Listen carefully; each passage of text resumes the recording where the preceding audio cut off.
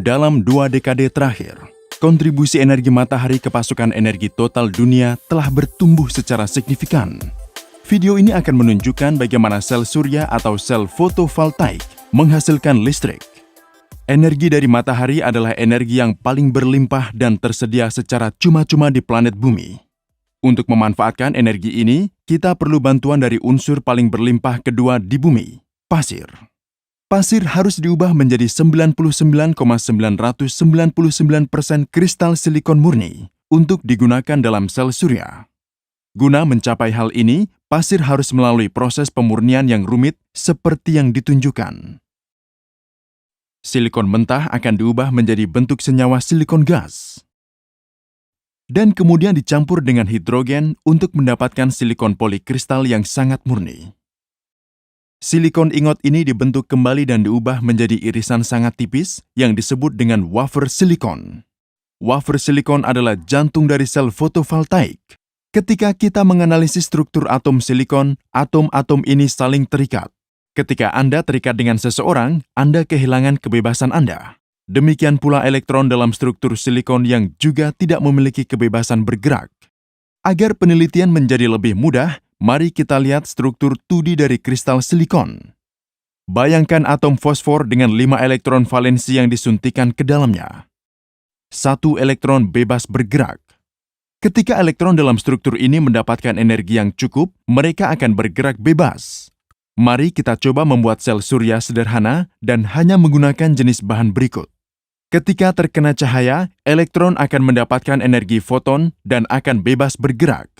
Namun, gerakan elektron ini bersifat acak dan tidak menghasilkan arus melalui muatan.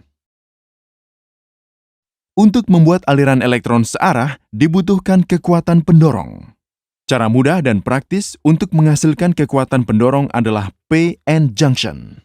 Mari kita lihat bagaimana P-N junction menghasilkan kekuatan pendorong. Mirip dengan doping tipe N, jika Anda menyuntikkan boron dengan 3 elektron valensi menjadi silikon murni, akan ada 1 lubang untuk setiap atom. Ini disebut doping jenis P. Jika 2 jenis bahan yang didoping ini bergabung bersama, beberapa elektron dari sisi N akan bermigrasi ke sisi P dan mengisi lubang yang tersedia di sana. Dengan cara ini, daerah deplesi terbentuk, di mana tidak ada elektron dan lubang bebas. Karena migrasi elektron, batas sisi N menjadi sedikit bermuatan positif dan sisi P menjadi bermuatan negatif. Medan listrik pasti akan terbentuk di antara muatan-muatan ini.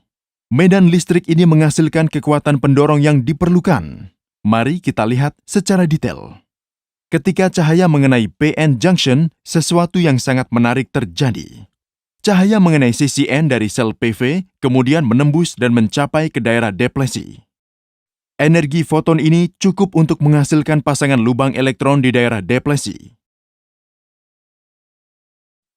Medan listrik di daerah deplesi mendorong elektron dan lubang keluar dari daerah deplesi. Di sini bisa diamati bahwa konsentrasi elektron di daerah N dan lubang di sisi P menjadi begitu tinggi sehingga perbedaan potensial akan berkembang. Segera setelah kita menghubungkan muatan apapun di antara sisi-sisi ini, elektron akan mulai mengalir melalui muatan.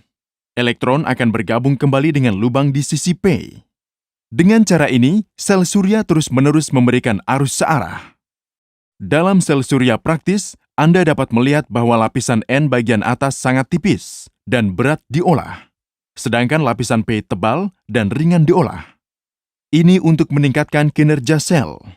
Amati pembentukan daerah deplesi. Patut diketahui bahwa ketebalan daerah deplesi jauh lebih tinggi di sini dibandingkan dengan kasus sebelumnya. Ini berarti bahwa karena terkena cahaya, pasangan elektron lubang dihasilkan di area yang lebih luas dibandingkan dengan kasus sebelumnya. Ini menyebabkan pembentukan lebih banyak oleh sel PV saat ini. Keuntungan lainnya adalah karena lapisan di atas yang tipis, maka lebih banyak energi cahaya dapat mencapai daerah deplesi.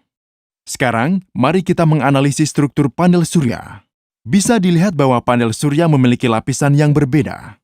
Salah satunya adalah lapisan sel. Anda akan kagum melihat bagaimana sel-sel PV ini saling berhubungan. Setelah melewati jari-jari, elektron dikumpulkan di busbar. Sisi negatif bagian atas sel ini terhubung ke sisi belakang sel berikutnya melalui strip tembaga, dan kemudian membentuk sambungan seri. Ketika Anda menghubungkan sel-sel yang terhubung secara seri, sejajar dengan sel seri lain, Anda akan memperoleh panel surya. Satu sel PV hanya menghasilkan sekitar 0,5 voltase. Kombinasi seri dari koneksi paralel dan sel meningkatkan nilai arus dan tegangan ke rentang yang dapat digunakan. Lapisan EVA pada kedua sisi sel adalah untuk melindungi dari guncangan, getaran, kelembaban, dan kotoran. Mengapa ada dua jenis tampilan panel surya yang berbeda? Ini karena perbedaan struktur kisi kristalin internal. Dalam panel surya polikristalin, beberapa kristal terorientasi secara acak. Jika proses kimia kristal silikon dilakukan satu langkah lebih jauh, sel-sel polikristalin akan menjadi sel-sel kristal mono. Meskipun prinsip-prinsip operasi keduanya sama, sel-sel kristal mono memberikan konduktivitas listrik yang lebih tinggi. Namun, sel-sel kristal mono lebih mahal, sehingga tidak banyak digunakan.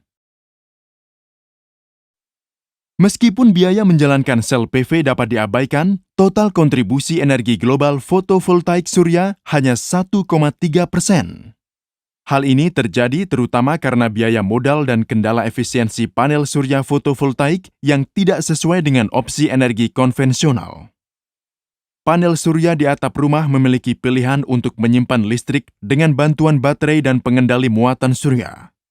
Namun, dalam kasus pembangkit listrik tenaga surya dalam jumlah besar, penyimpanan yang dibutuhkan tidak mungkin dilakukan. Jadi, umumnya panel surya ini terhubung ke sistem jaringan listrik dengan cara yang sama dengan output pembangkit listrik konvensional lainnya. Dengan bantuan inverter daya, DC diubah menjadi AC dan diumpankan ke grid.